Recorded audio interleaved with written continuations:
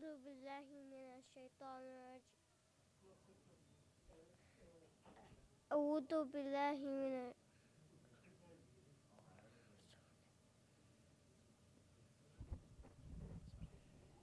أعوذ بالله من الشيطان الرجيم. بسم الله الرحمن الرحيم.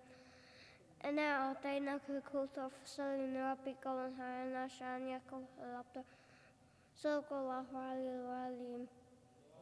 صلوات.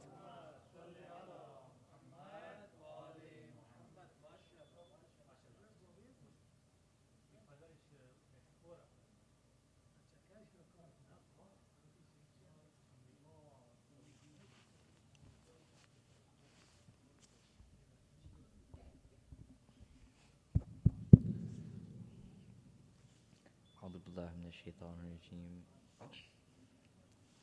بسم الله الرحمن الرحيم. ياسين والقرآن الحكيم إنك لمن المرسلين على صراط مستقيم تنزيل العزيز الرحيم لتنذر قوما ما أنذر آباءهم فهم غافلون لقد حق القول على أكثرهم فهم لا يؤمنون إنا جعلنا في أعناقهم أغلالا فهي إلى الأذقان فهم مقمحون وجعلنا من بين أيديهم سدا ومن خلفهم سدا فغشيناهم فهم لا يبصرون وسواء عليهم أنذرتهم أم لم تنذرهم لا يؤمنون إنما تنذر من اتبع الذكر وخشي الرحمن بالغيب فبشره بمغفرة وأجر كريم إنا نحن نحيي الموتى ونكتب ما قدموا وآثارهم وكل شيء أحصيناه في إمام مبين واضرب لهم مثلا أصحاب القرية إذ جاءها المرسلون إذ أرسلنا إليهم اثنين فكذبوهما فعززنا بثالث فقالوا إنا إليكم مرسلون قالوا ما أنتم إلا بشر مثلنا وما أنزل الرحمن من شيء إن أنتم إلا تكذبون قالوا ربنا يعلم إنا إليكم لمرسلون وما علينا إلا البلاغ المبين قالوا إن تطيرنا بكم لئن لم تنتهوا لنرجمنكم وليمسنكم منا عذاب أليم قالوا طائركم معكم أن ذكرتم بل أنتم قوم مسرفون وجاء من أقصى المدينة رجل يسعى قال يا قوم اتبعوا المرسلين اتبعوا من لا يسألكم أجرا وهم مهتدون وما لي لا أعبد الذي فطرني وإليه ترجعون أتخذ من دونه آلهة إن يردني الرحمن بضر لا تغني عني شفاعتهم شيئا ولا ينقذون إني إذا لفي ضلال مبين إني آمنت بربكم فاسمعون قيل ادخل الجنة قال يا ليت قومي يعلمون بما غفر لي ربي وجعلني من المكرمين وما أنزلنا على قومه من بعده من جند من السماء وما كنا منزلين إن كانت إلا صيحة واحدة فإذا هم خامدون يا حسرة على العباد ما يأتيهم من رسول إلا كانوا به يستهزئون ألم يروا كم أهلكنا قبلهم من القرون أنهم إليهم لا يرجعون وإن كل لما جميع لدينا محضرون وآية لهم الأرض الميتة أحييناها وأخرجنا منها حبا فمنه يأكلون وجعلنا فيها جنات من نخيل وعنب وفجرنا فيها من العيون ليأكلوا من ثمره وما عملته أيديهم أفلا يشكرون سبحان الذي خلق الأزواج كلها مما تنبت أرضوا من أنفسهم ومما لا يعلمون وآية لهم الليل نسلخ منه النهار فإذا هم مظلمون والشمس تجري لمستقر لها ذلك تقدير العزيز العليم والقمر قدرناه منازل حتى عاد كالأرجون القديم لا الشمس ينبغي لها أن تدرك القمر ولا الليل سابق النهار وكل في فلك يسبحون وآية لهم أنا حملنا ذريتهم في الفلك المشحون وخلقنا لهم من مثله ما يركبون ومن ناشع نقرأكم فلا صريخ لهم ولا هم ينقذون إلا رحمة منا ومتاعا إلى حين وإذا قيل لهم اتقوا ما بين أيديكم وما خلفكم لعلكم ترحمون وما تأتيهم من آيات من آيات ربهم إلا كانوا عنها معرضين وإذا قيل لهم أنفقوا مما رزقكم الله قالوا الذين كفروا للذين آمنوا نطعم ما لو يشاء الله أطعمه إن أنتم إلا في ضلال مبين ويقولون متى هذا الوعد إن كنتم صادقين لا ينظرون إلا صيحة واحدة تأخذهم وهم يخصمون فلا يستطيعون توصية ولا إلى أهلهم يرجعون ونفيخ في السور فإذا هم من الأجداث إلى ربهم ينزلون قالوا يا ويلنا من بعثنا من مرقدنا هذا ما وعد الرحمن وصدق المرسلون إن كانت إلا صيحة واحدة فإذا هم جميع لدينا محضرون فاليوم لا تظلم نفس شيئا ولا تجزون إلا ما كنتم تعملون إن أصحاب الجنة اليوم في شغل فاكهون هم وأزواجهم في ظلال على الأرائك متكئون لهم فيها فاكهة ولهم ما يدعون سلام قولا من رب رحيم وامتازوا اليوم أيها المجرمون ألم أعهد إليكم يا بني آدم ألا تعبدوا الشيطان إنه لكم عدو مبين وأن اعبدوني هذا صراط مستقيم ولقد أضل منكم جبلا كثيرا أفلم تكونوا تعقلون هذه جهنم التي كنتم توعدون اصلوها اليوم بما كنتم تكفرون اليوم نختم على أفواههم وتكلمنا أيديهم وتشهد أرجلهم بما كانوا يكسبون ولو نشاء لطمسنا على أعينهم فاستبقوا الصراط فأنى يبصرون ولو نشاء لمسخناهم على مكانتهم فما استطاعوا مضيا ولا يرجعون ومن نعمره ننكسه في الخلق أفلا يعقلون وما علمناه الشعر وما ينبغي له إن هو إلا ذكر وقرآن مبين لينذر من كان حيا ويحق القول على الكافرين أولم يروا أنا خلقنا لهم مما عملت أيدينا أنعاما فهم لها مالكون وذللناها لهم فمنها ركوبهم ومنها يأكلون ولهم فيها منافع ومشارب أفلا يشكرون واتخذوا من دون الله آلهة لعلهم ينصرون لا يستطيعون نصرهم وهم لهم جند محضرون فلا يحزنك قولهم إنا نعلم ما يسرون وما يعلنون أولم يرى الإنسان أنا خلقناه من نطفة فإذا هو خصيم مبين وضرب لنا مثلا ونسي خلقه قال من يحيي العظام وهي رميم قل يحييها الذي أنشأها أول مرة وهو بكل خلق عليم الذي جعل لكم من الشجر الأخضر نارا فإذا أنتم منه توقدون أوليس الذي خلق السماوات والأرض بقادر على أن يخلق مثلهم بلى وهو الخلاق العليم إنما أمره إذا أراد شيئا أن يقول له كن فيكون فسبحان الذي بيده ملكوت كل شيء وإليه ترجعون صدق الله العلي العظيم صلوات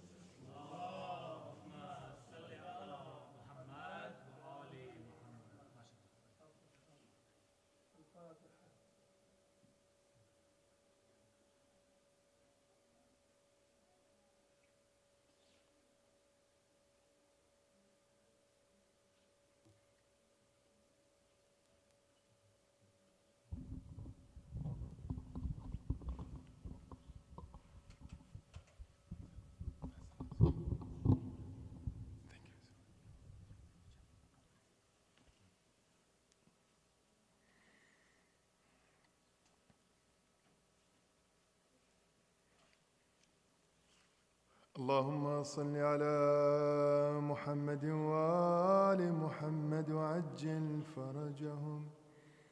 اللهم صل على محمد وآل محمد وعجل فرجهم. اللهم صل على محمد وآل محمد وعجل فرجهم. بسم الله الرحمن الرحيم. اللهم إني أسألك برحمتك التي وسعت كل شيء وبقوتك التي قهرت بها كل شيء وخضع لها كل شيء وذل لها كل شيء وبجبروتك التي غلبت بها كل شيء وبعزتك التي لا يقوم لها شيء وبعظمتك التي ملأت كل شيء وبسلطانك الذي على كل شيء وبوجهك الباقي بعد فناء كل شيء وبأسمائك التي ملأت أركان كل شيء وبعلمك الذي أحاط بكل شيء وبنور وجهك الذي أضاء له كل شيء. يا نور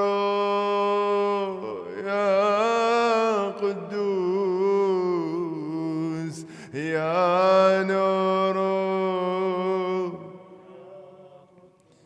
يا أول الأولين ويا آخر الآخرين. اللهم اغفر لي الذنوب التي تهتك العصام. اللهم اغفر لي الذنوب التي تنزل النقام. اللهم اغفر لي الذنوب التي تغير النعم. اللهم اغفر لي الذنوب التي تحبس الدعاء. اللهم اغفر لي الذنوب التي تقطع الرجاء. اللهم اغفر لي الذنوب التي تنزل البلاء. اللهم اغفر لي كل ذنب أذنبته وكل خطيئة أخطأتها. اللهم إني أتقرب إليك بذكرك وأستشفع بك إلى نفسك، وأسألك بجودك أن تدنيني من قربك، وأن توزعني شكرك، وأن تلهمني ذكرك. اللهم إني أسألك سؤال خاضع متذلل خاشع أن تسامحني وترحمني وتجعلني بقسمك راضيا قانعا، وفي جميع الأحوال متواضعا. اللهم وأسألك سؤال من اشتدت فاقته وأنزل بك عند الشدائد حاجته، وعظم فيما عندك رغبته. اللهم عظم سلطانك وعلى مكانك، وخفي مكرك وظهر أمرك وغلب قهرك وجرت قدرتك، ولا يمكن الفرار من حكومتك. اللهم لا أجد لذنوبي غافرا ولا لقبائحي ساترا ولا لشيء من عملي القبيح بالحسن مبدلا غيرك. لا إله إلا سبحانك. إلى الله ظلمت نفسي، ظلمت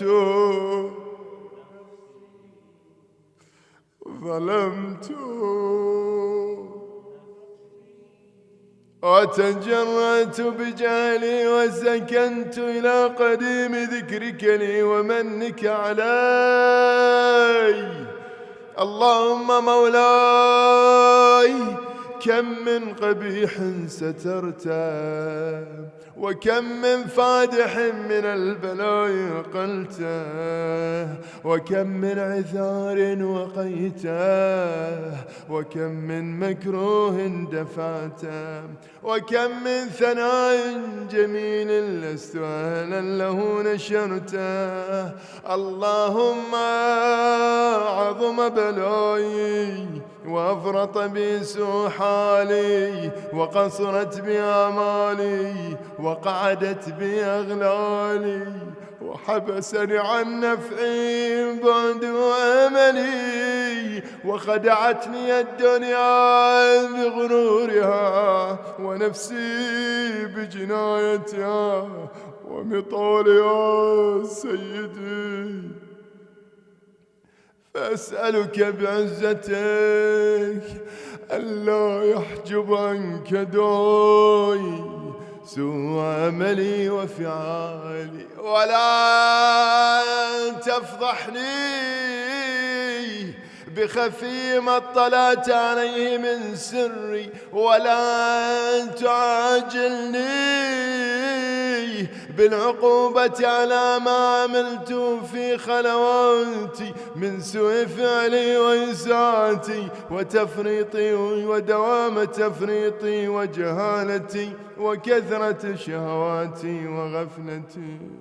وكن اللهم بعزتك لي في كل الأحوال رؤوفا، وعلي في جميع الأمور عطوفا. إلهي وربي من لي غيرك أسأله كشف ضري والنظر في أمري. إلهي ومولاي أجريت علي حكما اتبعت فيه هوى نفسي ولم أحترس فيه من تزيين عدوي، فغرني بما أهوى وأسعده على ذلك القضاء، فتجاوزت بما جرى علي من ذلك بعض حدودك وخالفت بعض أوامرك، فلك الحمد علي في جميع ذلك، ولا حجة لي فيما جرى علي في قضاءك، وألزمني حكمك وبلاؤك. وقد أتيتك يا إلهي بعد تقصيري وإسراع في على نفسي، معتذرا نادما منكسرا مستقيلا مستغفرا منيبا مقرا مذعنا موتا، لا أجد مفرا مما كان مني ولا مفزعا أتوجه إليه في أمري غير قبولك عذري وإدخالك إياي في سعة رحمتك. اللهم فاقبل عذري وارحم شدة ضري وفكني من شد وثاقي. يا رب ارحم إلى الله، يا رب ارحم، يا رب ارحم ضعفا ورقة جلدي ودقة عظمي، يا من بدا خلقي وذكري وتربيتي وبري وتغذيتي، هبني لابتداء كرمك وسالف برك بي. يا إلهي وسيدي وربي، أتراك معذبي بنارك بعد توحيدك وبعد من طوى علي قلبي من معرفتك ولهج به لساني من ذكرك واعتقده ضميري من حبك، وبعد صدق اعترافي ودعائي خاضعا لربوبيتك، هيهات أنت أكرم من أن تضيع من ربيته أو تبعد من أدنيته أو تشرد من آويته أو تسلم إلى البلاء من كفيته ورحمته. وليت شعري عن سيدي وإلهي وربي ومولاي، أتسلط النار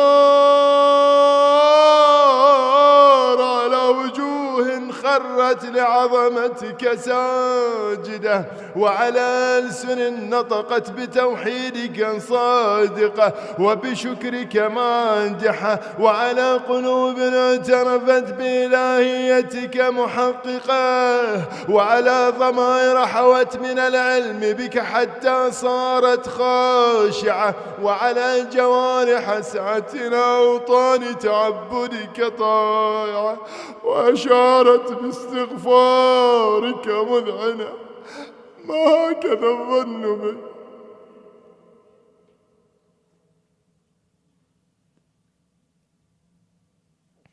ما هكذا الظن بك، ولا أخبرنا بفضلك عنك يا كريم يا رب، وأنت تعلم ضعفي عن قليل من بلاء الدنيا وعقوباتها وما يجري فيها من المكاره على أهلها، على أن ذلك بلاء ومكروه قليل مكثاه يسيرا بقاه قصير مدته، فكيف احتمالي لبلاء الآخرة وجليل وقوع المكاري فيها، وهو بلاء تطول مدته ويدوم مقامه ولا يخفف عن أهله، لأنه لا يكون إلا عن غضبك وانتقامك وسخطك. وهذا ما لا تقوم له السماوات والأرض يا سيدي، فكيف بي وأنا عبدك الضعيف الذليل الحقير المسكين المستكين. يا إلهي وربي وسيدي ومولاي، لأي الأمور إليك أشكو ولما من أضج وأبكي، لأليم العذاب وشدته أم لطول البلاء ومدته، فلأن صيرتني للعقوبات ما دعك وجمعت بيني وبين أهل بنائك وفرقت بيني وبين أحبائك وأوليائك، فهب لي يا إلهي وسيدي ومولاي وربي. صبرت على عذابك فكيف أصبر على فراقك، وهبني صبرت على حر نارك فكيف أصبر عن النظر إلى كرامتك، أم كيف أسكن في النار، أم كيف أسكن في النار ورجائي عفوك. فبعزتك يا سيدي ومولاي أقسم صادقا لئن تركتني ناطقا لأضجن إليك بين أهلها ضجيج العاملين، ولا أصرخن إليك صراخ المستصرخين، ولا أبكين عليك بكاء الفاقدين، ولا أنادينك أين كنت يا ولي المؤمنين، يا غاية آمال العارفين، يا غياث المستغيثين، يا غياث يا ربي يا غياث يا حبيب قلوب الصادقين ويا إله العالمين. فتراك سبحانك يا إلهي وبحمدك تسمع فيها صوت عبد مسلم سجن فيها لمخالفته وذاق طعم عذابها بمعصيته وحبس بين أطباقها بجرمه وجريرته، وهو يضج إليك ضجيج مؤملا لرحمتك ويناديك بلسان أهل توحيدك ويتوسل إليك بربوبيتك. يا مولاي،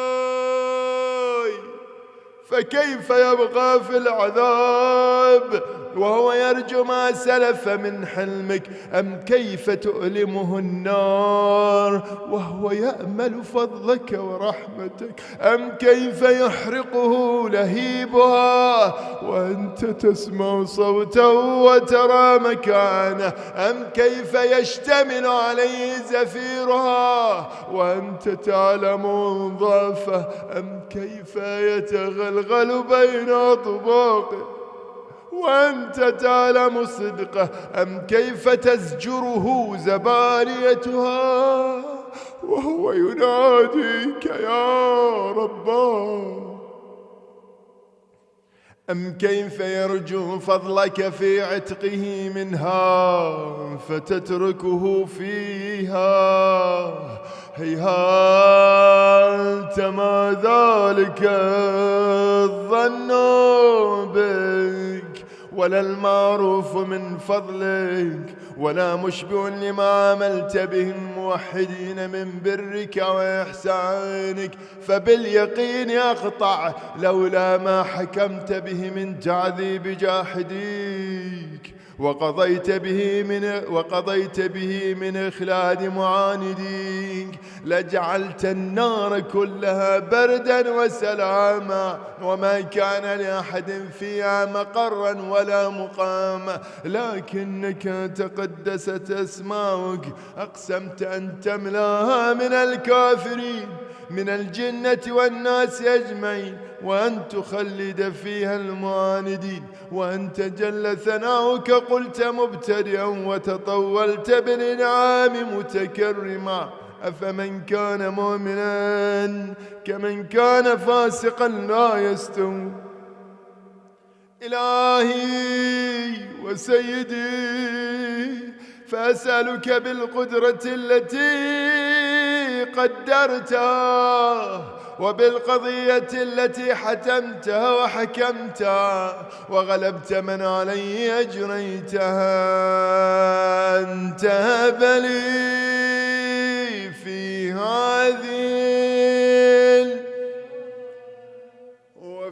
هذه الساعة كل جرم وكل ذنب نذر وكل قبيح أسررته وكل جهل عملته، كتمته وأعلنته أخفيته وأظهرته، وكل سيئة أمرت بإثباتها الكرام الكاتبين الذين وكلتهم بحفظ ما يكون مني، وجعلتهم شهودا علي مع جوارحي، وكنت أنت الرقيب علي من ورائهم والشاهد لما خفي عنهم، وبرحمتك أخفيته وبفضلك سترته، وأن توفر حظي من كل خير أنزلته أو إحسان فضلته أو بر نشرته أو رزق بسطته أو ذنب تغفره أو خطأ تستره يا ربي.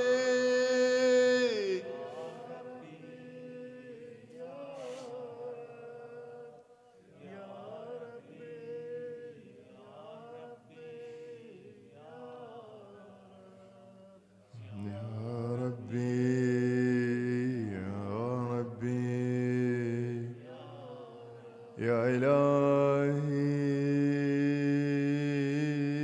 وسيدي ومولاي ومالك رقي، يا من بيده ناصيتي، يا عليما بضري ومسكنتي، يا خبيرا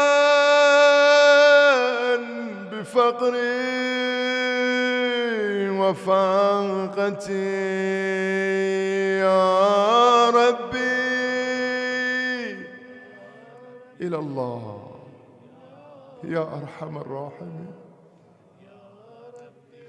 يا غفور يا رحيم.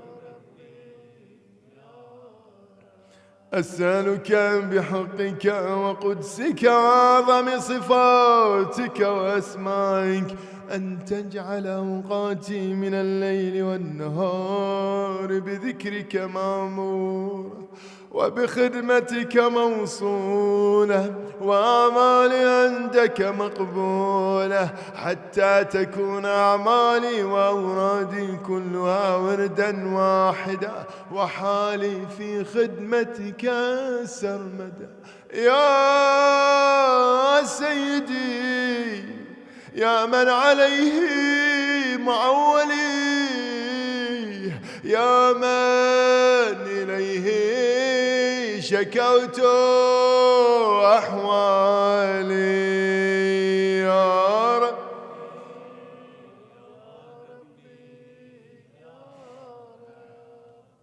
يا ربي يا ربي، قو على خدمتك جوارحي، واشدد على العزيمة جوانحي، وهب لي الجد في خشيتك والدوام في الاتصال بخدمتك، حتى أسرح إليك في ميادين السابقين، وأسرع إليك في المبارزين، وأشتاق إلى قربك في المشتاقين، وأدنو منك دنو المخلصين، وأخافك مخافة الموقنين، وأجتمع في جوارك مع المؤمنين. اللهم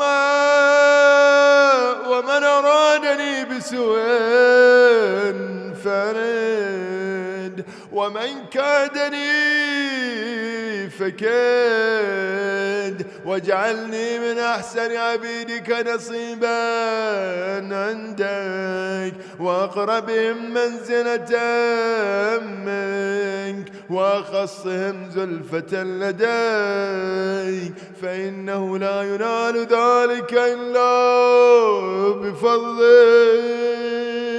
وأطف وجد لي بجودك،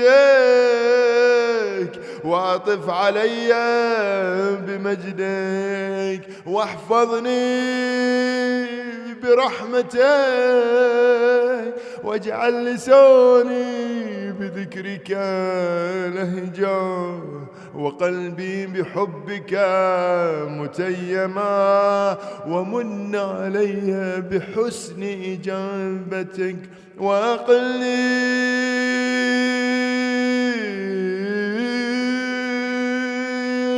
عثرتي، واغفر زلتي، فإنك قضيت على عبادك بعبادتك، وأمرتهم بدعائك، وضمنت لهم الإجابة، فإليك يا ربي نصر، وإليك يا ربي مددت، فبعزتك استجب لي دعائي، وبلغني مناي، ولا تقطع من فضلك رجاي، واكفني شر الجن والإنس من أعدائي. يا سريعا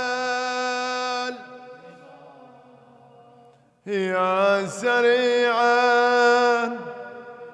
يا رحيم، يا سريعا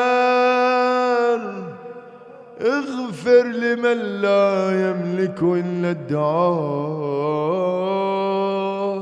فإنك فعال لما تشاء، يا من اسمه دواء، وذكره شفاء، وطاعته غنى، ارحم من رأس ماله الرجاء، وسلاحه البكاء، يا سابغ النعم، يا دافع النقم، يا نور المستوحشين في الظلم، يا عالما لا يعلم، صل على محمد وآل محمد، وافعل بي ما أنت أهله، وصلى الله على رسوله والأئمة الميامين من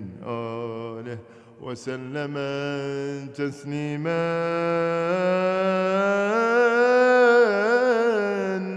كثيرا.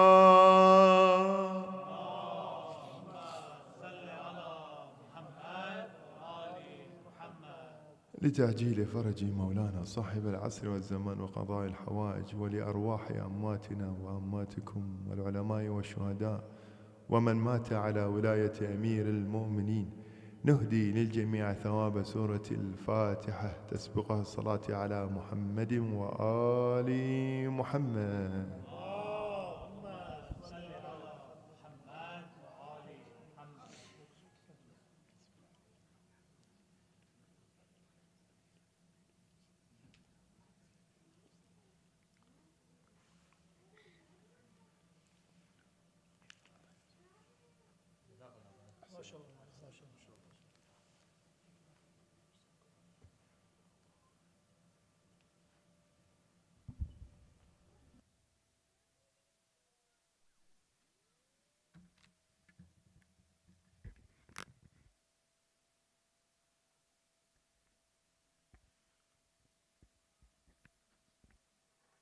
Assalamu alaikum wa rahmatullahi wa barakatuh. Bismillahir Rahmanir Rahim.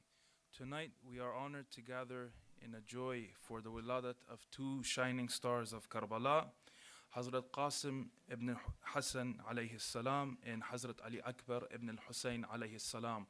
Please recite a loud salawat for them. Allahumma salli ala Muhammad. Also, we would also like to thank our dear brothers for their beautiful recitations tonight, and our dear brother for his beautiful dua, Kumail, heart-touching recitation. Thank you very much. One loud salawat for them, please. Allahumma salli ala Muhammad li Muhammad. And to continue with tonight's program, inshallah, I would like to invite our dear Sheikh Naeem Al-Amri to give tonight's masail on the rules and regulations of fasting in the month of Ramadan. Please invite him with a loud salawat. Allahumma salli ala Muhammad.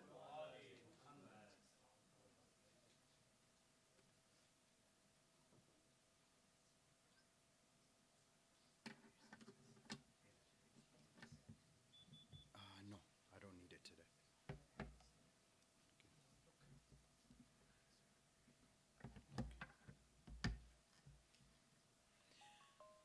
اللهم صل على محمد وآل محمد. بسم الله الرحمن الرحيم. إن الله وملائكته يصلون على النبي يا أيها الذين آمنوا صلوا عليه وسلموا تسليما. اللهم صل على محمد وآل محمد. بسم الله الرحمن الرحيم. ربي اشرح لي صدري ويسر لي أمري واحلل عقدة من لساني يفقه قولي. اللهم صل على محمد وآل محمد. Respected scholars, brothers and sisters in Islam, Assalamu alaikum wa rahmatullahi wa barakatuh.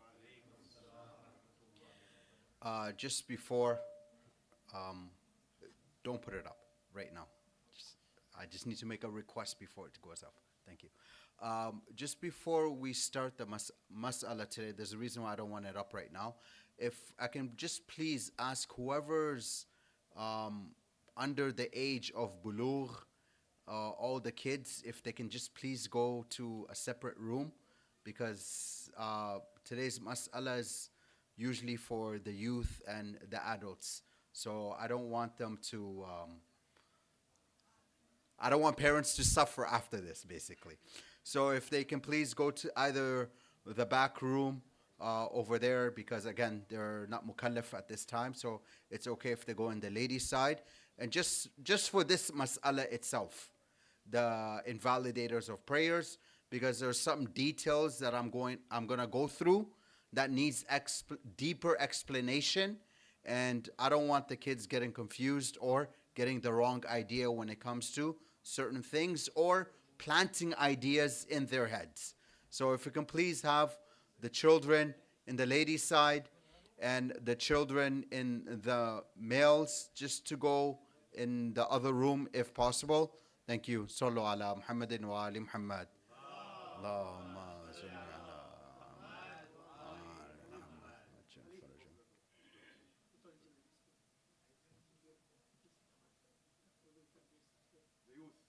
Yeah. I want all the youth up here. Allahumma salli ala Muhammad wa ali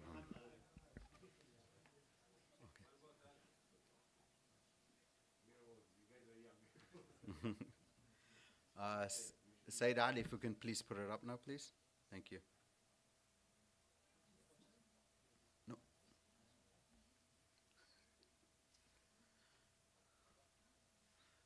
He can't read, so it's okay. Yes. Okay. Can we go to the 7th slide, if possible? The last slide. The invalidators of fasting. Thank you.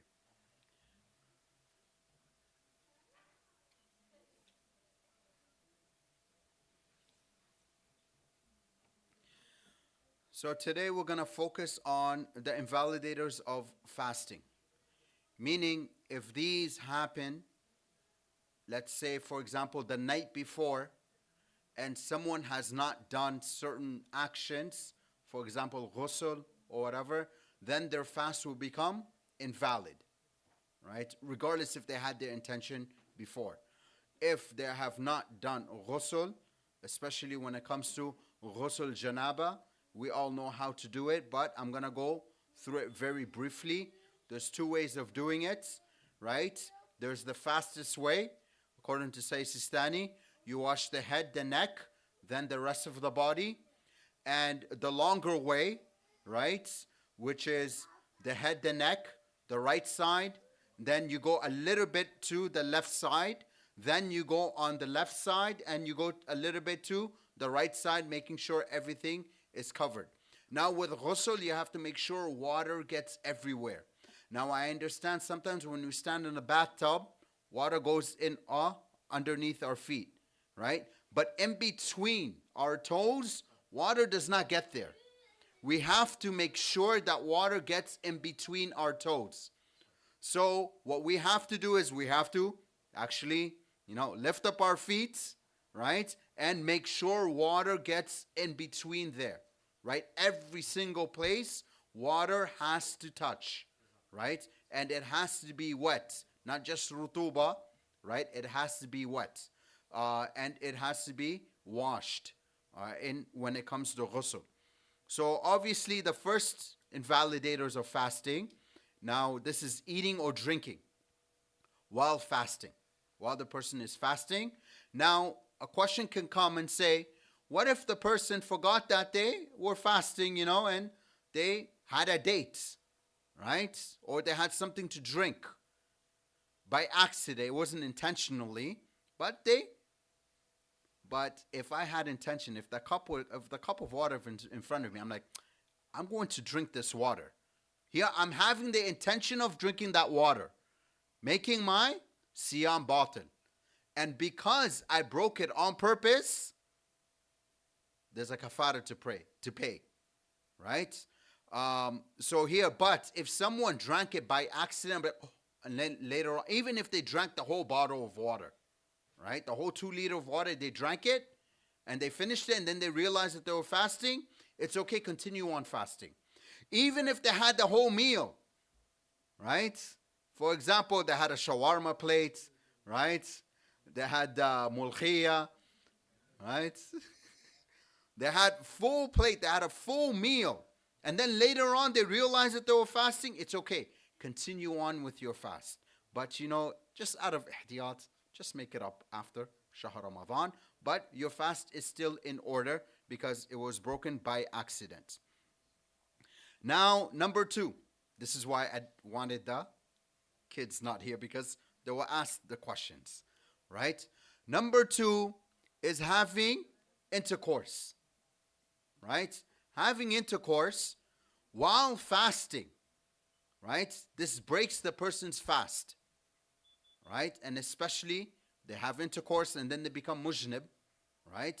Here, they can't continue fasting, right? So what do? Here, they have broken their fast. Their fast becomes invalid.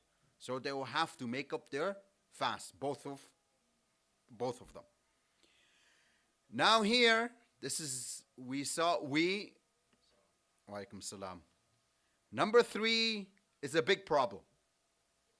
Within every single community, number 3 is a big problem. And this is why, I wanted them away and I wanted the youth here. Okay, not saying that the youth do it, inshallah, no one does this. This is a big haram to do, right? Pleasuring oneself, right? Masturbation. This is haram. Even if it's not Shahr Ramadan, someone who does this act, it's an haram act. Now, because someone has done this act, and because it's haram, they have what? They have broken their fast with something that's haram. Now, what does that mean? When they broke something with haram, meaning they have to pay kafara. What type of kafara?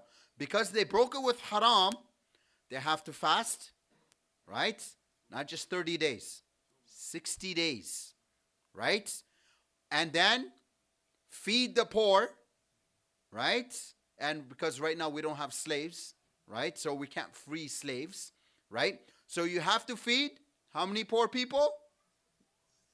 Allahu Akbar. The woman got it first. Sallallahu Muhammadin wa ali Muhammad. Allahumma salli ala Muhammad. So 60 people for, not the 30 days, for each day that the person has done this act, right? So if we know of our friends, right, that are not here, or if we know anyone that is not here that participates in number 3 in the act of masturbation, first we have to tell them it's haram. Second, we have to tell them doing Shahr Ramadan while fasting, if this is performed, that has to be done. Okay? So here, basically we all know what that is. It's pleasuring of oneself. Now someone can come and ask, but Maulana, what if nothing comes out? Right? Even if nothing comes out, just the pleasure itself in it, right? Because there's a pleasure that comes before something comes out, before the mani comes out, right?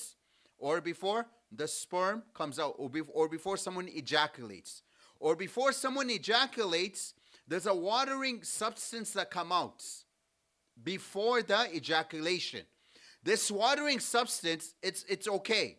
But anything after that, that's what's not okay, right? So not only do they have to do ghusl, they have to continue on with their fast. They can't break their fast. They have to continue on with their fast, and they have to pay kafara, right? So this is number 3. Now, based on obligatory precaution, meaning ahwat wujuban, what does ahwat wujuban mean, right? Ahwat wujuban means I can go to another fuqaha or another marja that has a different fatwa when it comes to this. I'll give you an example. Sayyid Sistani and Sayyid Hakim, the one that passed away recently, right? They differ in one of the mas'alas. One of the mas'alas, Sayyid Sistani says, ahwat wujuban, the male has to have a beard, right? And it has to be evidence that he has a beard. Even if it's stubs, but it's evident that there's a beard there, right? They can't be clean shaved. But here he says, ahwat wujuban.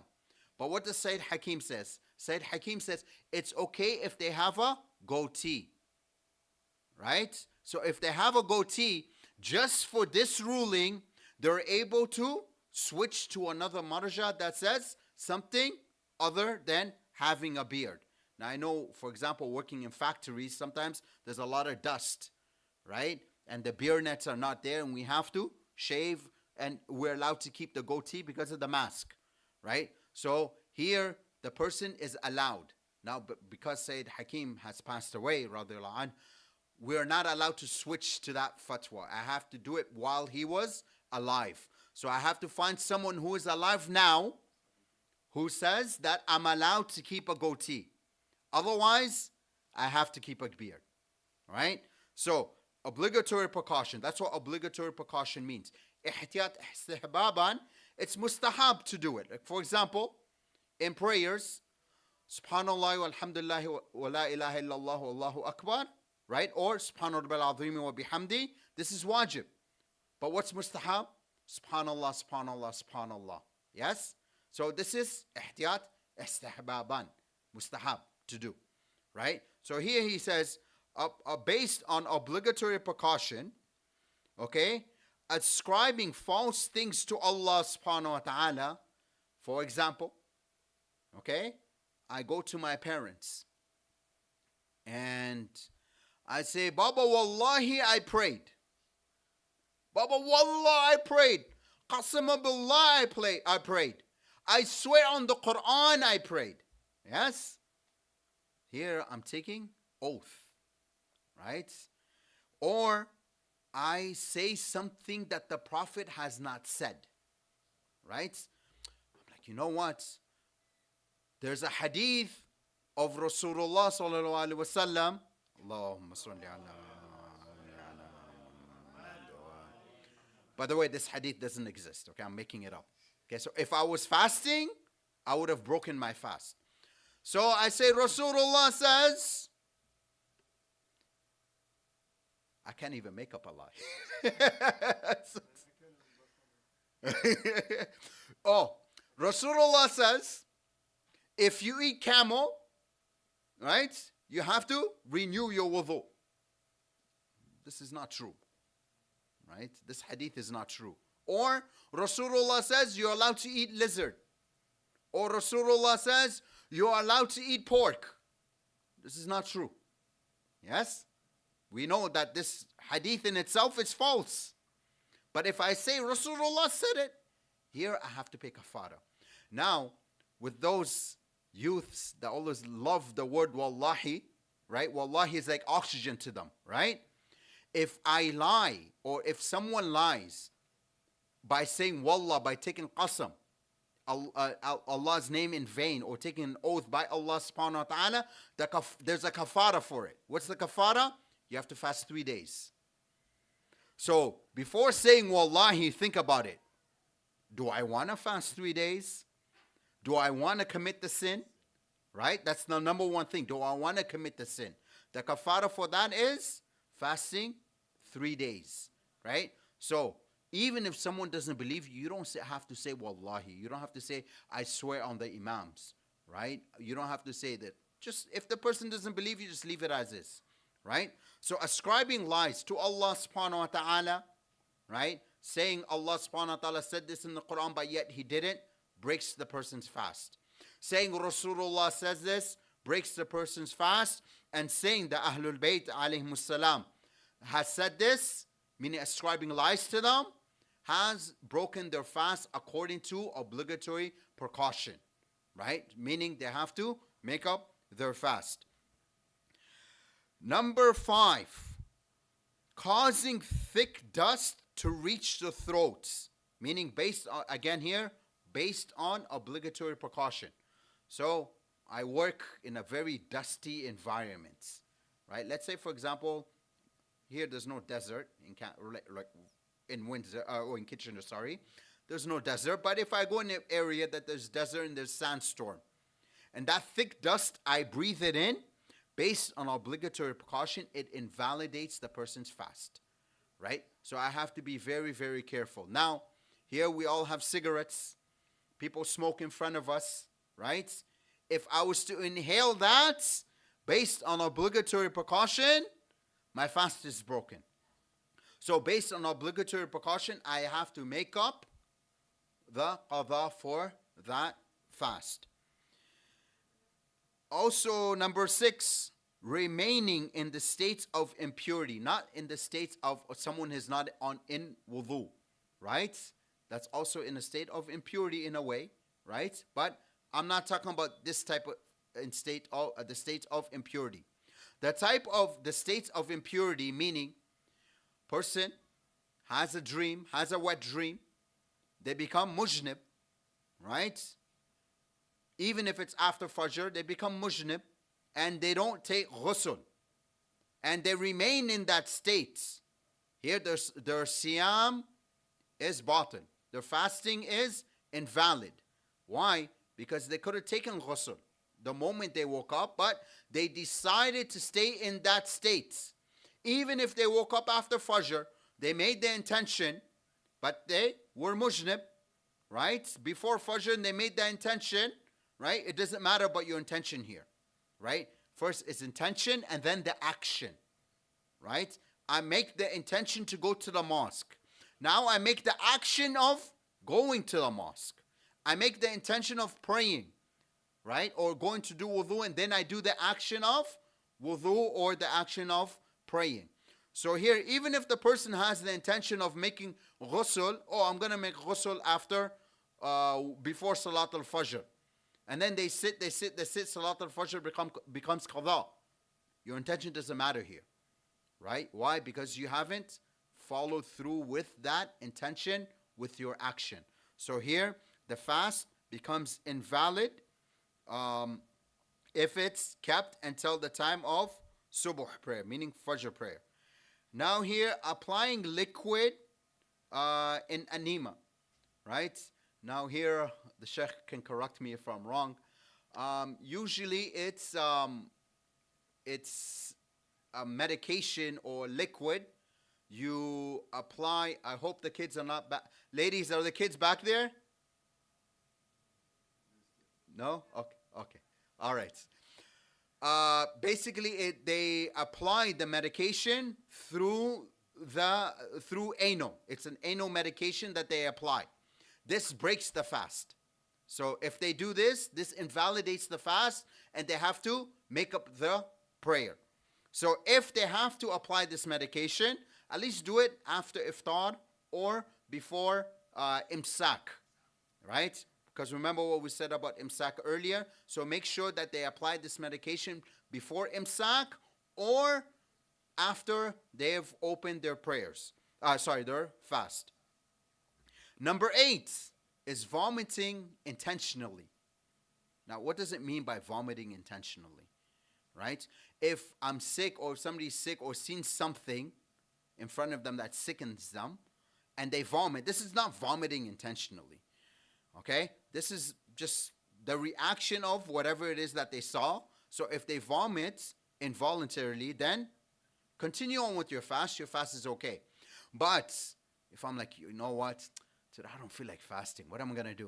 I'm going to stick my finger down my mouth. Or I'm going to take something. Again, passes in the throat, invalidates the fast. So I'm going to take something to make me vomit. So here, not only have I broken my fast, but I've taken something to make me vomit. And because I vomit intentionally, it breaks my fast. Okay, so the fast becomes invalid. Why? Because I've done it intentionally. Now, if I take my finger and I put it down my throat, although I'm not swallowing my finger, right? And I throw up or I vomit, this is also considered vomiting intentionally, right? Because sometimes with people with bulimia, right, what would they do? They will eat, and then make themselves throw up or make themselves vomit. So if we have anyone in the community suffering from this and they're fasting, this will break their fast, right? Kafara, Molana, do you remember any kafara with this? If they intentionally. So if there's intentional, then yes, there's kafara for it. Yes.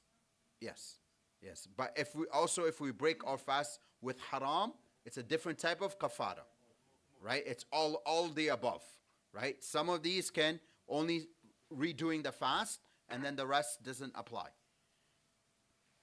So I hope this is understandable. And I know for example, with Sayyid Sistani, with this ruling, eating and drinking, he has specific points when it comes to it. But because of time, and Shahr Ramadan is literally right around the corner, we don't have time to go into details with this. But these are the main 8 things that I wanted to touch upon today. And it's very, very important. And also, it's very important for us to teach our youths these invalidators of fast. It doesn't matter if they're baligh or not baligh.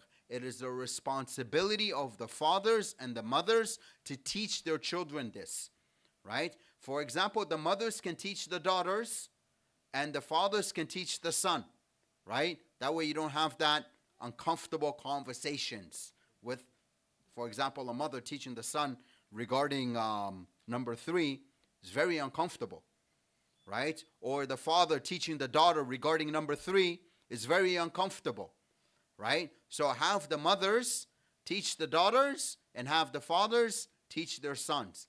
And again, I'm here, I'm at your service anytime you need. I don't want to throw Sheikh Shafiq under the bus, so I'm going to put myself there. I'm going to give myself the responsibility. If you have any questions, please come to me and ask. And I'm sure Sheikh Shafiq Hudda won't mind answering these questions if we have any detailed questions regarding these invalidators of fasting. Or you can go to your Sunday school teacher, right? Especially Sayyid Ali is very knowledgeable in this. So you can go to him. And I'm sure he's taught this in his class. So his students can go to him. And whatever you need, I am at your service, inshallah. Allahumma salli ala Muhammadin wa ali Muhammad.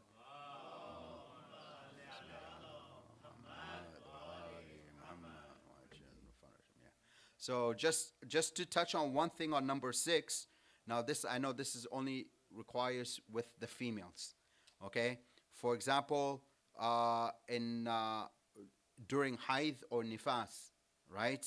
Remaining in that state, if they haven't done their ghusl, their respective ghusl, and they have to, then their fast will be invalid.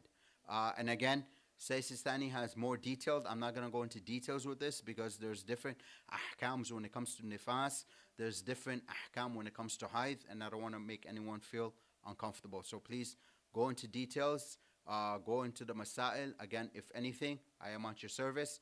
Or if you don't feel comfortable, I will hook you. I will make sure I will connect you with a respected lady that is learned and that is able to explain this in further details. Thank you. Sallallahu ala Muhammadin wa ali Muhammad.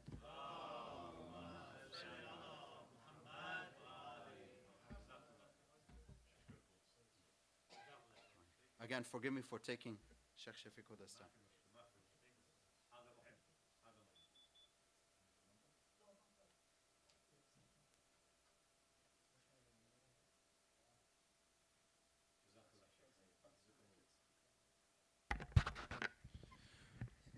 Jazakallah, dear Sheikh, for that masail lesson, very important masail for all of us, inshallah.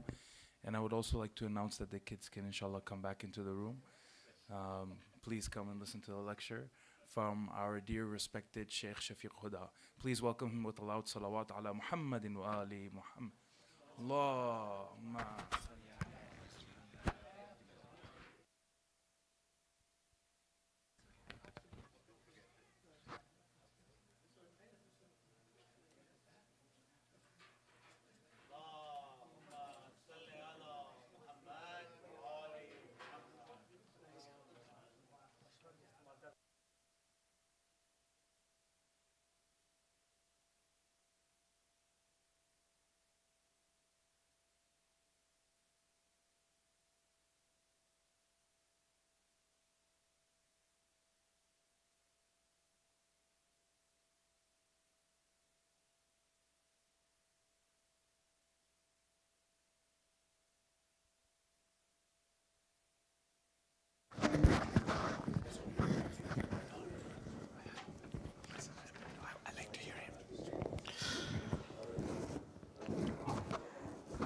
لا حول ولا قوة إلا بالله العلي العظيم حسبنا الله ونعم الوكيل نعم المولى ونعم النصير أعوذ بالله السميع العليم من الشيطان اللعين الرجيم بسم الله الرحمن الرحيم الحمد لله رب العالمين خالق السماوات والأرض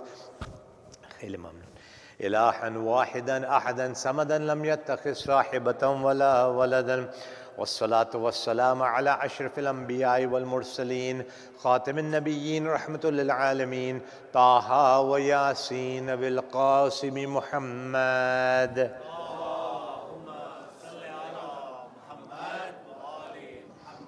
وعلى آله الطيبين الطاهرين المعصومين المظلومين المنتجبين ورحمة الله على محبيهم ولعنة الله على أعدائهم وقاتليهم وغاصب حقوق حقهم ومنكر فضائلهم أجمعين من يومنا هذا إلى يوم الدين. أما بعد، فقد قال الله سبحانه وتبارك في كتابه الحكيم وفرقانه المجيد وقوله الحق: بسم الله الرحمن الرحيم. وقل رب ادخلني مدخل صدق واخرجني مخرج صدق واجعل لي من لدنك سلطانا نصيرا. صلوات على محمد وآل محمد.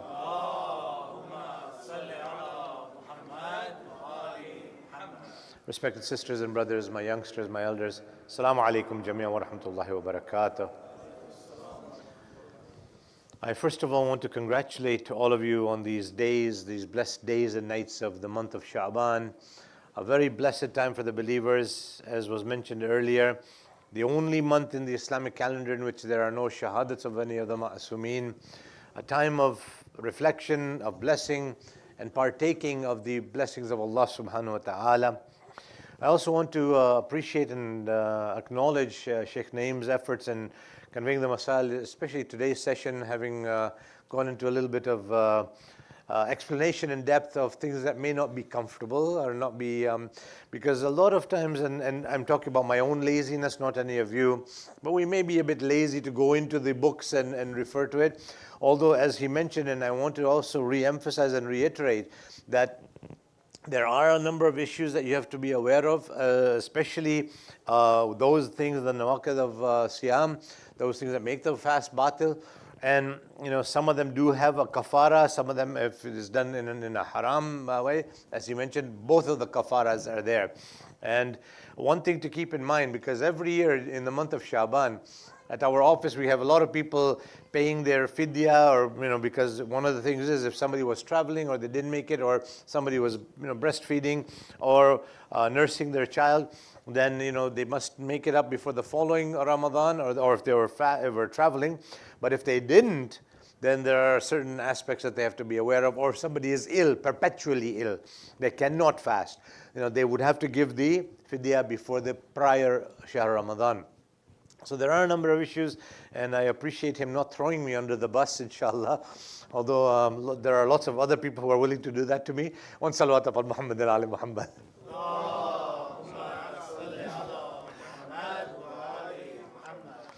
I also took his permission on one other aspect, and because I know that we're celebrating the stars and the gems of Karbala Mu'alla, the Wiladat of Hazrat Qasim, and also the months of Sha'ban have got a lot of Wiladats in it. But I'm going to do a little bit of digression. The reason why I said that I've taken Sheikh's permission this afternoon was I'm going to come to something that'll be for next week, and so he agreed to allow me to, inshallah, go on this subject so that he will, inshallah, bi-idhnillah, do something different next week with the community, as I will not be in the country at that time. And with, of course, your permission as well, Sayyid, I did not ask you or Abu Ali for Al-Ghadir, because I will be foreshadowing a few things. We are living in an era that is known as the era Zamana Ghaiba. This is also known as Ghaibat Kubra, the larger or the major occultation of the awaited Imam. And one of the things that are known or have been told to us in the various writings in the era of Ghaiba, in the era of occultation, a lot of people use the word disappearance of the Imam. I don't like to use it because the Imam is not in disappearance. He is in occultation. And the occultation means that the Imam is within our midst, but we cannot see him physically with our eyes at this moment. And of course, there are people who have seen the Imam. There are people who have met with the Imam. A narration of Imam Ja'far ibn Muhammad as-Sadiq alayhi salatu wassalam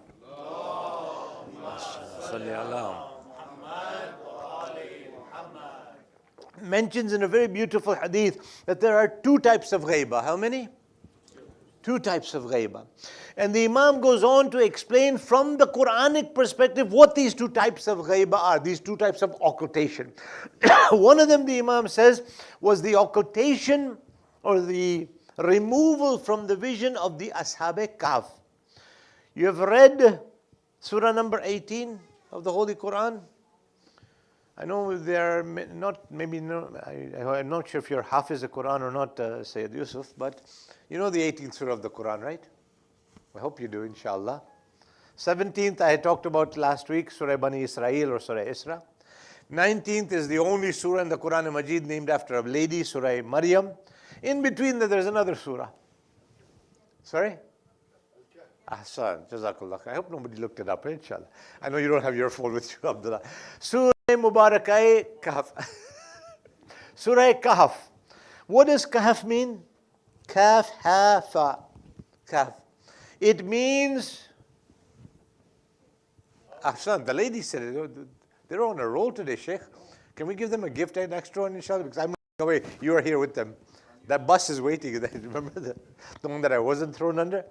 I was going to bring a cake and because my kids were a bit excited, but unfortunately the time did not permit me. My car keeps getting stuck in the snow for some reason.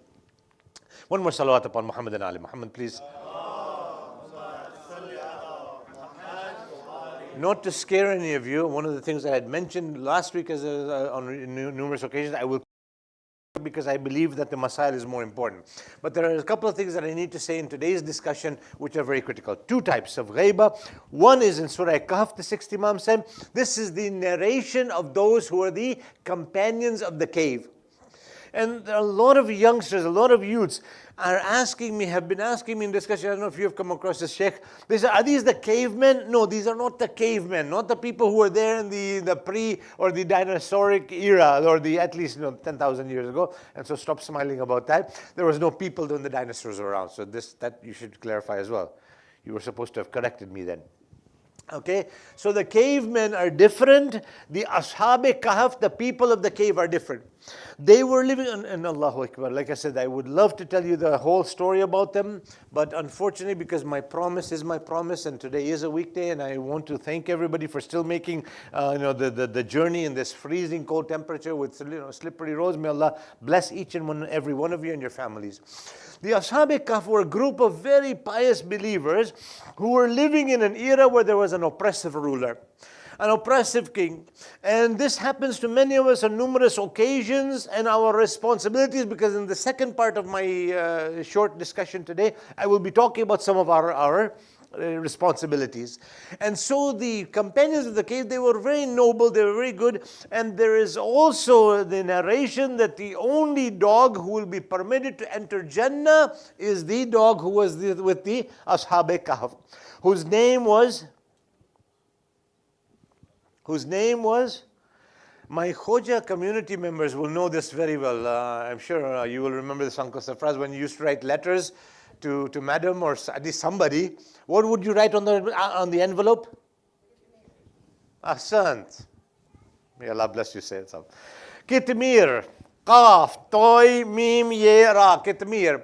I remember my grandparents, I still remember very vaguely, I wish I could find some of those envelopes. Every letter they ever sent from Kampala or from England or anywhere else, they would always write Kitmir, Kitmir. This was the name of that dog. And so this was the group of companions which the Quran talks about in Surah Mubarakai Kahf, 18th surah of the Holy Quran. As I was mentioning, there's a lot to say. So Allah subhanahu wa ta'ala took them and put them away in a cave and let them rest for a while. When they woke up, they thought that they had just rested for a little while. They saw that the other animals and things around them had turned into dust, into bones, and were remaining. And they thought they had just slept for a few hours. In actuality, some narrations mention it was 100 years or 300 years. When they woke up, sorry, 300 or 100? 300. Thank you. And so they woke up, and they were hungry. Some people get hungry when they wake up in the morning, even after a short nap. Anyways, again, like I said, I'm going to have to cut this very, very short, so do forgive me, inshallah, my respected sisters and brothers, especially my youngsters. But the story is very interesting. Someday we will talk about it, inshallah. Maybe in the month of Ramadan, when we have some time for discussions, we'll go into this. So Allah subhanahu wa ta'ala put them in the cave, basically locked them up. When they woke up, they went into the city, and by this time, the king had changed. The government was a good government, alhamdulillah, not like other governments that we see around us. Again, that'll start me on another topic, that is for Jummah, inshallah, tomorrow. And so they went there with those old coins, and even though it was a good king right now, they were arrested because these coins were from centuries before. And so they were then, now they really felt a little out of place. And I don't know how to explain this. But those of you who grew up in Kitchener, or at least had spent years in Kitchener, now when you see the advancement and how long it takes you to go from one place to another, you'll see that it's changed completely, Henna. And so this change made them very uncomfortable, and there were some issues, and there were a lot of discussions that had happened. The king had asked me, where are you from? What happened? Because there was a very famous story of some youths having disappeared into thin air, and so this king was wondering what was going on, and obviously it was a difficult situation for them to explain and for anybody to believe. So like I said, I'm keeping all that aside. Afterwards, because they were feeling uncomfortable, Allah subhanahu wa ta'ala gave them an opportunity to go back into the cave. Where that cave is also very interesting, where the actual kahf of the Ashab Kahf is. Basically, Allah subhanahu wa ta'ala put them in there, and they were, I don't want to say locked up, but they are in that cave, and we are told that before Dhuhr Imam, they will inshallah be coming back, or at the time of Dhuhr Imam, they will be coming back inshallah. Right now, there is no contact with them, with anybody, or anybody with them. They have been put away in this kahf, in this cave. And so Imam Sadiq was explaining that this is one type of ghaibah, where a group of people who are alive have been put away by Allah subhanahu wa ta'ala, who have been kept somewhere in a safe location. You don't have a contact with them, they don't have contact with you, and that is done. Then the Imam went on to explain the second type of ghaibah. He said the second type of ghaibah is in the Quran Majid in Surah Mubarakah Yusuf. Surah Yusuf. Again, the story you all know, so I don't need to go into that. The brothers threw them in the well. Sometime later, some people took and enslaved him, and basically, eventually over a number of years, decades, after a long amount of time, he became the Wazir of Egypt, of Misr, and eventually his brothers went to him. Everybody was given a certain stipend. Remember, in the dream, he had mentioned that there will be some years of very prosperity, and there will be some years of drought. So when it was the time of the drought, he had already told the king to make provisions and make sure that everybody gets a ration. So one of the people who came to him for the ration, for their stipends, was his own brothers. So you can imagine, they've changed, he's changed. And they came to him, they were talking to him, they were waiting for their stipend. They had mentioned that we also have a father, and whatever paperwork they had to show, whatever they had to do, they did. They were talking to him, he was talking to them. He knew who they were, but they did not know who he was. And that is one of the things that Imam Sadiq says, that the ghaibah of our last hujjah, the ghaibah of Baqiyatullah, Ajjalallahu ta'ala Dhuruhu Sharif, will be like the ghaibah of Hazrat Yusuf. The Imam is in our proximity, the Imam is in our midst, the Imam is here and there. He goes for Hajj every year, he goes for Ziyarah every year, he goes to visit different communities, and he is talking with us, we are talking to him. He said, but like in the case of Hazrat Yusuf alayhi salam, where the brothers didn't know who he was, you will not know that this is the Imam of the time.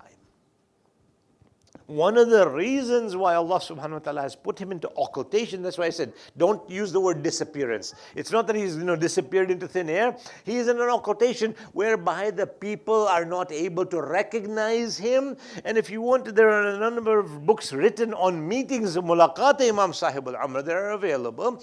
And there are a lot of researches that have been written, because one of the most important, or one of the most big differences, one of the largest differences between the Ja'fari madhab, but the Ja'fari school of thought, and the Ahl Sunnah wal Jama'at, everybody believes in the Mahdi. I want to clarify that at the outset. Everybody, in fact, there was one time I was listening to a South African alim, and I was listening to his lecture just out of curiosity, out of my own research, because one of the areas that I had researched when I was in Qom was on Imam Sahib al-Amr. And I was listening to a lecture, and his entire lecture, you would have actually thought that this was a Shia. You would have actually thought in the entire khutbah of his that this is a Shia, except when he came to the very end, he says that Imam Mahdi will be born. will be born. Because Imam Muhammad ibn Ismail Bukhari, in his Sahih, in his Bukhari Sharif, he actually mentions that Aqala Rasulullah sallallahu alayhi wa sallam al-Mahdi min itrati min walad al-Fatimiyya. That the Mahdi, the last one who will come, the awaited one who will come, he will be from my offspring, from the children of Fatima Zahra salamullahi alayha.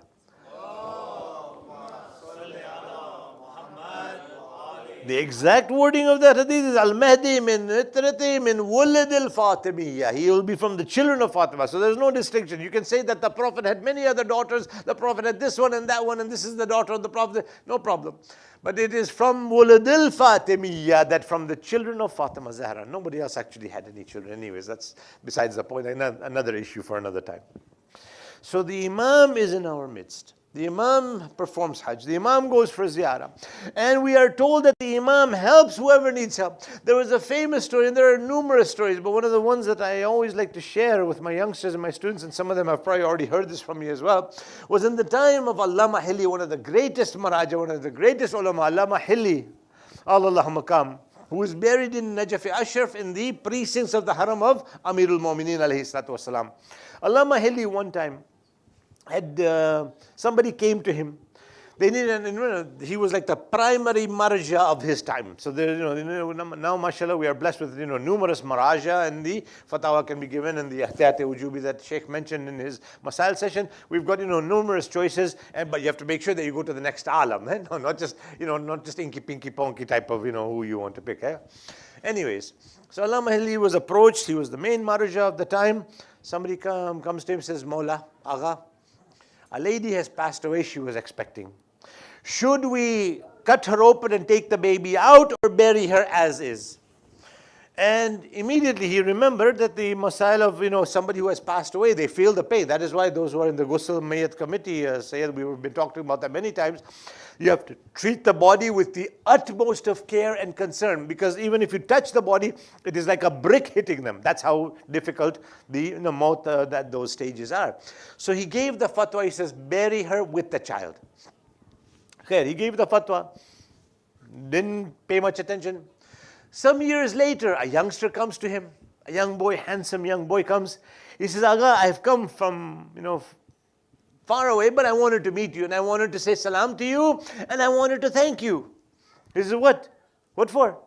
He says, I was in my mother's womb, and you had originally given a fatwa to bury me, and then you sent somebody to change the masail, to change your fatwa, and say, take the baby out, and let the baby live, basically, let a wet nurse or whatever happens. And the story is very lengthy, but I'll just give you the shortcut version of it. So Allama says that, yes, I remember giving the fatwa, but I didn't send anybody to go and change it when they were going to the maqbara, to the qabristan. Then he was thinking, he said, I didn't send anybody. What? So he goes back into his den, and he's thinking, he says, I almost killed somebody. I almost killed somebody. And he says, effective immediately, I am not going to give any more fatwas, I'm not going to issue any more verdicts, any more jurisprudential issues. And that he's just thinking that he's very, very upset. He said that I almost killed somebody, I committed this grave sin. And in this very, very distraught state, somebody comes knocking to his door, enters his den without obviously asking for any further. And he says, oh Hilli, you do what you have to do. If there is a need for us to change something, we are there at your service. And the man then disappeared. Allama did not realize that at that time, that he's thinking about it. Who is this man who is coming and telling me that you do what you have to do. You continue to issue fatwas. You continue to do your research. You continue to serve the community. If there is a need, we will come and rectify the situation. He realized that was none other than Imam Sahib al-Amri wal-Akhir al-Zaman ajallahu ta'ala. And this becomes very relevant and important, especially with Shahr Ramadan coming. Up until Shaban, we are still okay. Even in the month of Ramadan, if you want to see the most savage beatings and tohmats and abuse of ulama, wait till Mahr Ramadan comes. Even the Maraja are not spared. Me and him we are on the front line of the firing squad. But it is even in the month of Ramadan, okay, Eid time. Why is it not Eid tomorrow? I only want to do 29. I don't want 30. How dare you, Mr. Shafiq or Naeem? Why do you do the Allah, as if it is in our back pocket? If it was up to me, I would declare Eid on the 25th of Ramadan. Yeah, we'll go to the cave together, right? But it is not in our hands.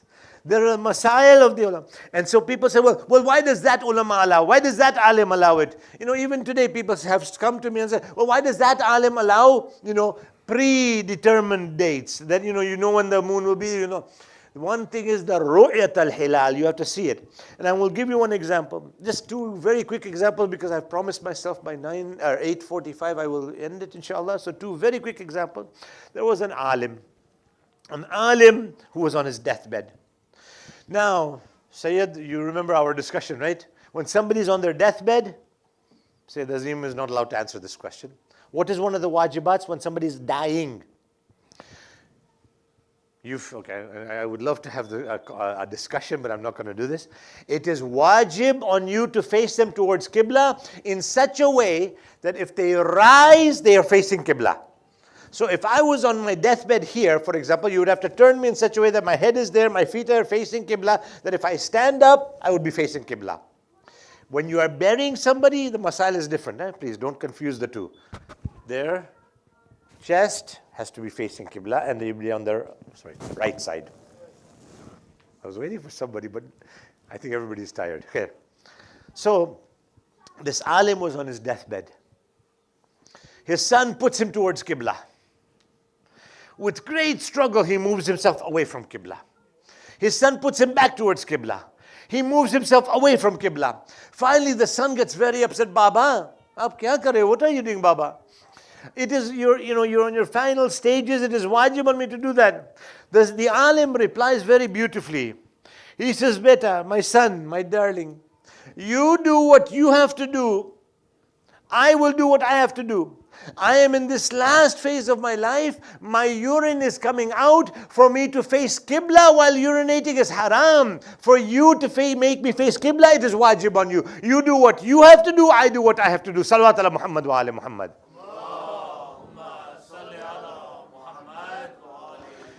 So don't think that, every year I come, we should all be united. We should all do Eid on the same day. We should all do Ramadan on the same day. We should all do... Really? We have had many opportunities that Eid was on the same day or the Ramadan was on the same day. Do you see unity in the Muslim Ummah? Do you see unity and strength in the Ummah? Have we been able to fight the Americans or all the Zalimin who are around us? We cannot even free Palestine right now, and you're talking about unity and having Eid on the same day. They have Eid on the same day in the Middle East. What happened? Where is the unity? The unity has to come from obedience to Allah subhanahu wa ta'ala, not from celebrating Eid or Ramadan on the same day. Please get this out of our minds. A last story, I said two stories. There was a time, a great alim, one of the greatest ulama who was born with the dua of Imam Sahibul Amr. An alim who was there doing Ghaibat-e Sughra, not even Ghaibat-e Kubra, whose name was Muhammad ibn Nu'man. Famously known as, you can't answer. Sheikh Mufid. Sheikh Mufid, his title was Sheikh Mufid. Why? Mufid means Faida Pahunchane Wale, the one who benefits others. Allahu Akbar. I wish I could tell you in detail that when Sheikh Mufid passed away, all the Ahl Sunnah wal Jamaat ulama got together and had a meeting and said a thorn has been moved from our path. That's how great Allama Sheikh Mufid was. The author of none other than Kitab al-Irshad, a book that has got the biographies of all the Imams, starting with the first half on Amir al-Mu'mineen, the last half on every Imam from Imam Hasan al-Mujtaba to Imam Sahib al-Amr, as well as the references of how they became the Imam. Which the Nasiyat was given, how, and it's a very interesting read. Like I said, there's a lot of names and then the hadith is very short. But anyways, Sheikh Mufid was a teacher. One day he has a dream. He has a dream that a lady comes in complete hijab, completely black hijab, nothing is showing, and she's bringing two sons, and she says, "Oh Mufid, oh Sheikh, I want you to teach my children. I want you to teach Hassan and Hussein." Sheikh Mufid wakes up in the middle of the night, and he starts hitting his head. What has happened to me? what is this shameful thing that has happened? That I am thinking that Hazrat Fatima Zahra is asking me to teach Hassan and Hussein. And he stays up the whole night. He cannot sleep. He's basically distraught that how could I even think of having such a dream? He's very upset that who am I? He was humble. He was not like Mr. Shafiq. He had humbleness. He had humility. He was not like, me. Of course I can teach anybody I want. No. He was very upset. Very upset. Later on that day, as he's teaching his course, they used to teach in the sahans, in the open grounds. A lady comes, the mother of Sayyid Murtada and Sayyid Radhi. Now, those of you who have studied Islamic history will know that Sayyid Murtada was later known as Alamul Hudda, the flag of Islam, the flag of guidance. And his younger brother, you have all benefited from, Sayyid Radhi, is the author or the compiler, I should say, of none other than Ahsan. Salawat ala Muhammad wa alima. Jazakallah khair. So you can imagine what the dream meant, that the mother comes to them and says, Ya Shaykh, please teach my children Sayyid Murtada and Sayyid Razi. The reason why I brought you out that Alamul Huda was his title, Sayyid Murtada. Sayyid Razi, compiler of Nahjul Balagha. Sheikh Mufid, the teacher. Born with the dua of Imam Sahib al-Amr. Again, I don't have the time to go into the detail, but it was his father wanted a child who he wanted to dedicate to Islam. Then he beseeched Imam Sahib al-Amr, and Sheikh Mufid or Muhammad ibn Nu'man was born. One time, he is about to prepare for the class. As he is preparing, a dog comes by and urinates in a certain place and then goes away. A dog has urinated. So you can imagine the urine, and then on top of that, a dog. Sometime later, Sayyid Murtada is coming running, and he's about to do his namaz there. He's about to do his salah. They're in the sand, right? He's about to do his salah, and Sheikh says, no, don't pray there. That place is najis. Pray somewhere else. He says, for me, it's not najis. I didn't see it. The owner hasn't told me. And our two witnesses haven't mentioned it. Sheikh says, I saw it with my own eyes. Again, I'm cutting this short. I saw it with my own eyes. That place is najis. Please pray somewhere else. Sayyid says, no. And he says, Allahu Akbar. He does his salah. Sheikh is very upset. Sayyid is also, he doesn't want to disobey his teacher. But again, to prove a masail, you have to prove the masail. If something is not haram, it's not haram. If something is not najis, it's not najis. Ihtiyat is one thing. Sheikh often refers about it to ihtiyat. But I'm talking about the black and white. They decide that, instead of this issue becoming a problem, if there was muqallids, the muqallids make the problem, not the marjas, okay? Just remember that. This is always my anyways, okay. So they decide to go to Najaf and ask Imam Ali, which one of us is correct? Obviously, one is right, one is wrong. They write an arida to Amirul Mu'mineen. Mawla, we have had this dispute. You know what the dispute is. Please give us an answer. The next day they come back, there's a reply there at the bottom of the zari. The reply of the Mawla is that my son Hujjat ibn al-Hasan will answer this problem. Go to Samarra. Go put the ariza there. So they said, okay. They make the trip to Samarra. My Iraqi brothers and friends will know how far Samarra is from Najaf. Okay, khair. They go to Samarra. They put the same ariza. Ya Mawla, Ya Hujjatullah, Ya Baqiyatullah, whatever they did. That we have had this issue. Please tell us who is right and who is wrong. Now you can expect a lashing from the Imam. Think about it. Imam would be telling them, you guys are two alims, you are two mujtahids, you are two ulama, you are two maraja, you are two senior scholars. Quit the bickering and get together. That's what the Imam could have said, should have said. That's what we expect, right? That you get your act together and let's get to something. What does the Imam reply? The Imams reply the next morning. They get it from the Zari, from Samarra, where the Imam had gone into occultation. The Imam's wording was so beautiful. The Imam writes, Bismillah, Bismillah ta'ala, Bismillah ar-Rahman ar-Rahim, As-Sayyidu ma'al haqqi wa shaykhu mu'tamadi. As-Sayyidu ma'al haqqi wa shaykhu mu'tamadi. On this is Masail, the Sayyid is correct, but I have my full trust on the Shaykh. Salawat ala Muhammad wa ali Muhammad. I have my full trust in that. This is Imam Sahib al-Amr saying, I have my trust on the Shaykh.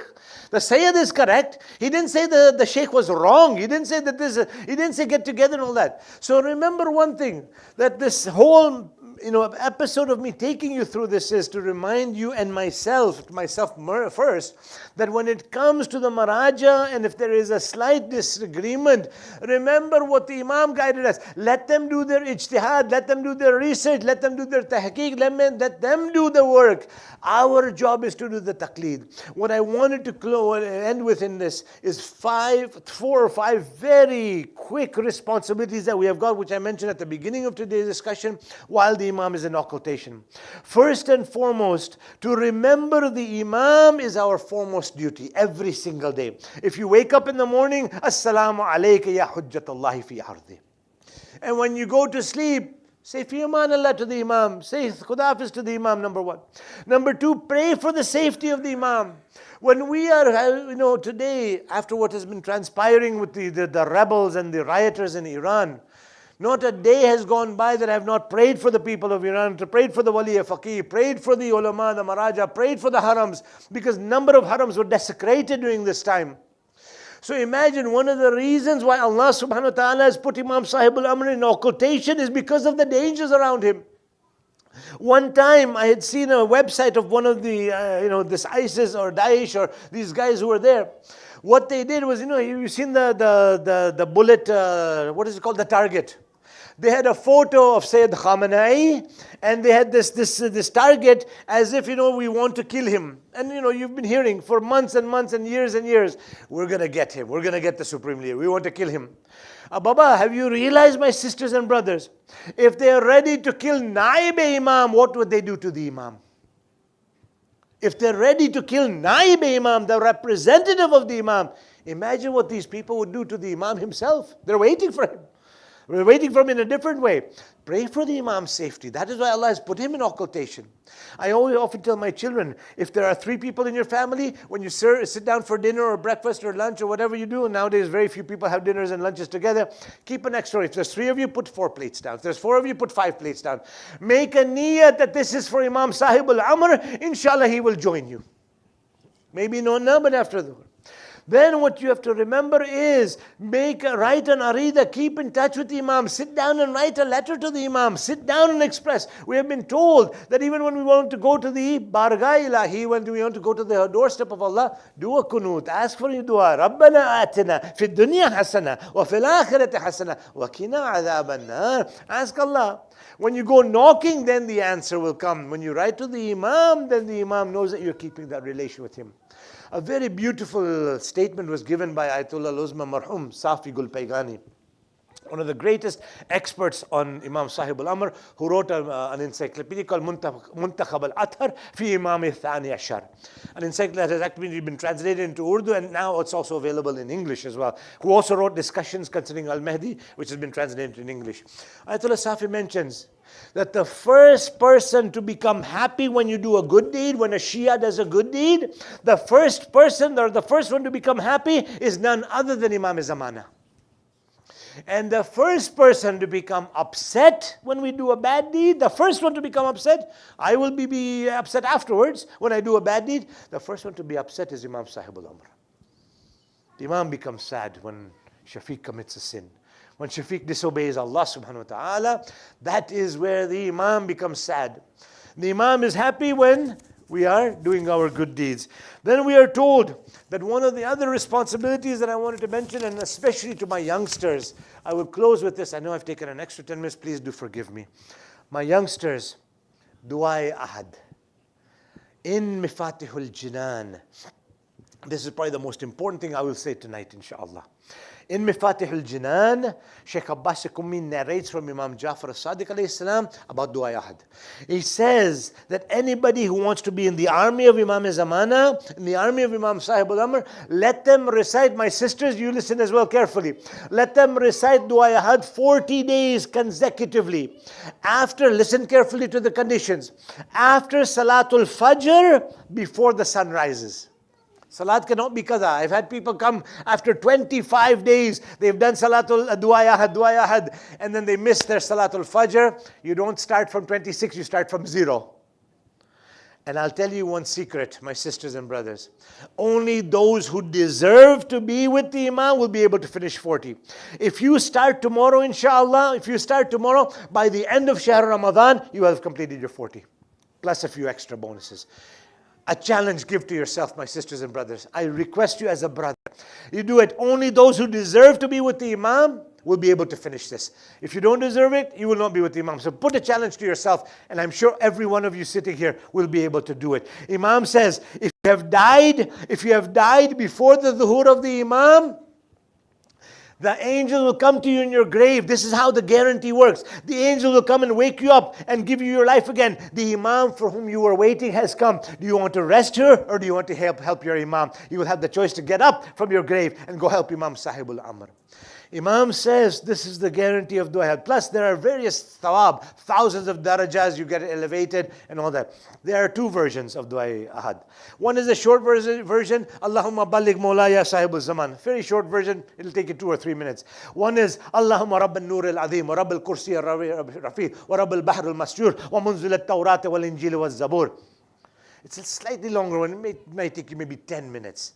But like I said, after Salatul Fajr is recited, before the sun rises. That means you cannot make it qada. To my respected sisters, if you're in your monthly time at that time, still before the sun rises, after the time of Subh Sadiq, still try to do your 40 days. Inshallah, the same promise has been mentioned for you as well. So remembering the Imam, praying for his safety, dua ahad, writing an arida. These are just some of these, inshallah, things we should do on these blessed days and nights. And our connection and our contact with our Imam must be maintained. We are in his time, we are in his imamah, we are in his occultation era.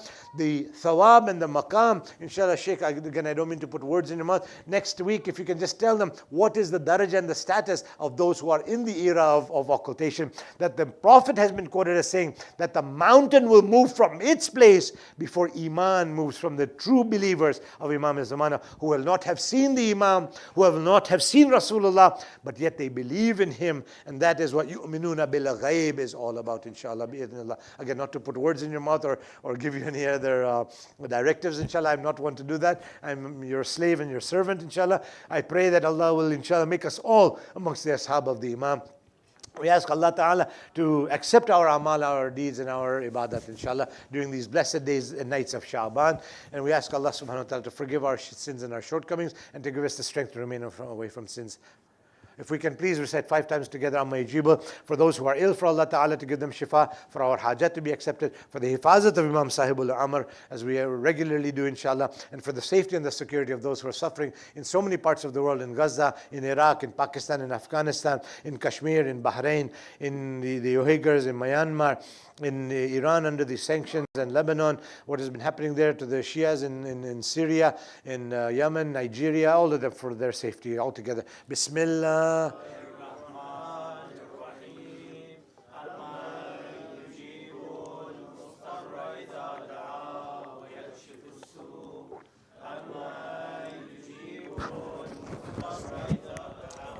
ويكشف السوء أما يجيب إذا دعاه ويكشف السوء أما يجيب المضطر إذا دعاه ويكشف السوء أما يجيب المضطر إذا دعاه ويكشف السوء اللهم صل.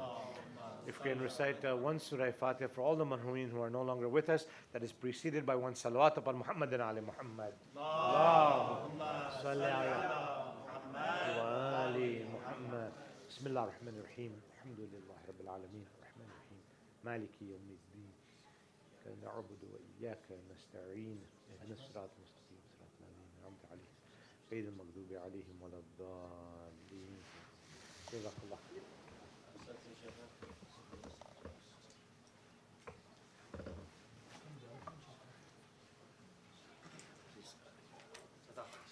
It's my request.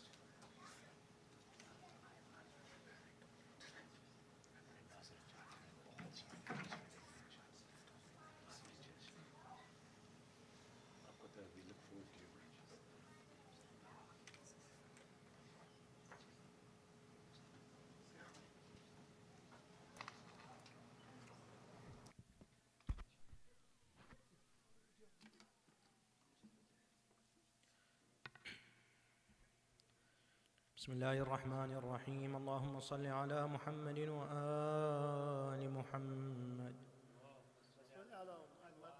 اللهم صل على محمد وآل محمد. اللهم صل على محمد وآل محمد. أزور سيدي ومولاي معتمدي ورجائي ذخري وذخيرتي في آخرتي ودنياي، سيدي ومولاي أبا عبد الله عليه السلام، زيارة مني ونيابة عن والدي وأهلي وأبنائي وأخواني وأخواتي وأبنائهم وجيراني وأصدقائي وأقربائي وأرحامي والمؤمنين، خصوصا من قلدنا الدعاء والزيارة طاعة قربة إلى الله تعالى.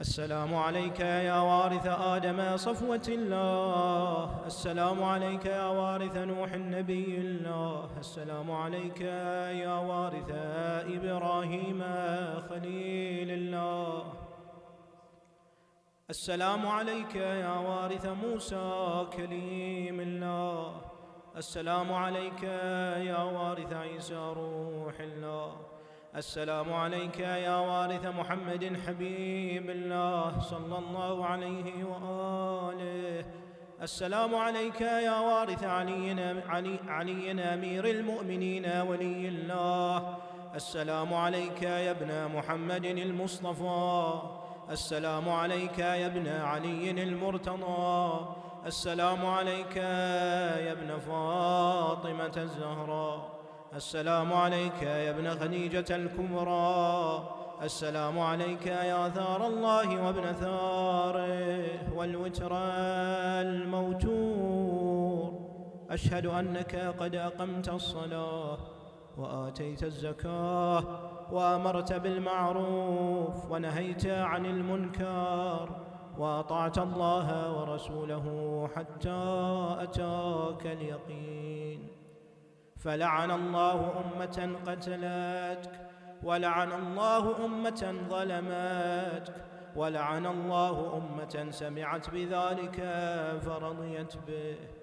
يا مولاي يا أبا عبد الله، أشهد أنك كنت نورا في الأصلاب الشامخة والأرحام المطهرة، لم تنجسك الجاهلية بأنجاسها، ولم تلبسك من مدلهمات ثيابها، وأشهد أنك من دعائم الدين وأركان المؤمنين، وأشهد أنك الإمام البر التقي الرضي الزكي الهادي المهدي، وأشهد أن الأئمة من ولدك كلمة التقوى وأعلام الهدى والعروة الوثقى والحجة على أهل الدنيا، وأشهد الله وملائكته وأنبياءه ورسله أني بكم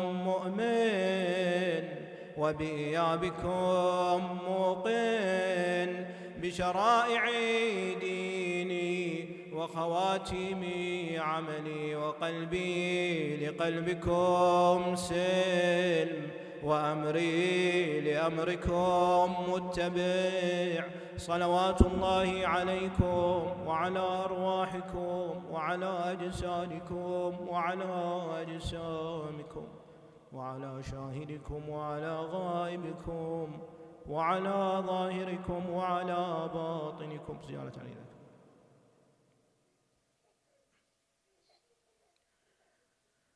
السلام عليك يا ابن رسول الله، السلام عليك يا ابن نبي الله، السلام عليك يا ابن أمير المؤمنين، السلام عليك يا ابن الحسين الشهيد، السلام عليك أيها الشهيد وابن الشهيد، السلام عليك أيها المظلوم وابن المظلوم، لعن الله أمة قتلتك، ولعن الله أمة ظلمتك، ولعن الله أمة سمعت بذلك فرضيت به. زيارة الشهداء عليهم السلام. السلام عليكم يا أولياء الله وأحباءه، السلام عليكم يا أصفياء الله وأوداءه، الداء. السلام عليكم يا أنصار دين الله. السلام عليكم يا أنصار رسول الله. السلام عليكم يا أنصار أمير المؤمنين. السلام عليكم يا أنصار فاطمة سيدة نساء العالمين. السلام عليكم يا أنصار أبي محمد الحسن بن علي الزكي الناصر. السلام عليكم يا أنصار أبي عبد الله، بأبي أنتم وأمي طبتم وطابت الأرض التي فيها دفنتم، وفزتم فوزا عظيما، فيا ليتني كنت معكم فأفوز معكم. جارة بفضل العباس من أمير المؤمنين عليه السلام. السلام عليك يا أبا الفضل العباس بن أمير المؤمنين. السلام عليك يا ابن سيد الوصيين. السلام عليك يا ابن أول القوم إسلاما، وأقدمهم إيمانا، وأقومهم بدين الله، وأحوطهم على الإسلام. أشهد لقد نصحت لله ولرسوله ولأخيك، فنعم الأخ المواسي. فلعن الله أمة قتلتك، ولعن الله أمة ظلمتك، ولعن الله أمة استحلت منك المحارم وانتهكت حرمة الإسلام.